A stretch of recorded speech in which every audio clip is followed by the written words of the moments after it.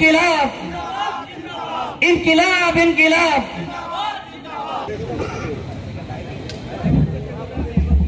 সংগ্রামী উপস্থিতি, বিভিন্ন স্থান থেকে বিপ্লবী ছাত্র জনতা আজকের এই প্রোগ্রামের পক্ষ থেকে আন্তরিক অভিনন্দন জানাচ্ছি। আমরা ফিল করেছি, আমরা বুঝতে পেরেছি গোপালগঞ্জের কথা বলার স্বাধীনতা হারিয়েছে, তারা একটি নির্দিষ্ট গোষ্ঠীর কাছে ডমিনেট হয়েছিল। আপনারা যথেষ্ট বুদ্ধিমান ও প্রজ্ঞাবান বলে আমরা মনে করি।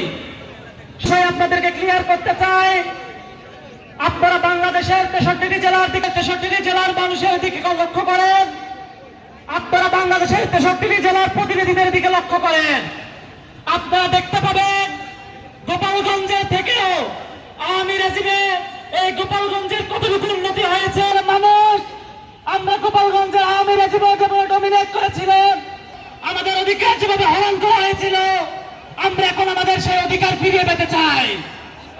আমরা কথা বলতে চাই, আমরা মিডিয়ার সামনে জানান দিতে চাই। আমাদের এখানে শিক্ষা প্রতিষ্ঠানের যে উন্নয়নের কথা বলছি, তার অন্যান্য জেলা থেকে আমরা অনেক, তারা সঠিক এখন পর্যন্ত তারা নৌকায় যাতায়াত করে, এই অঞ্চলের এখনো নৌকায় যাতায়াত করে, এখনো সঠিক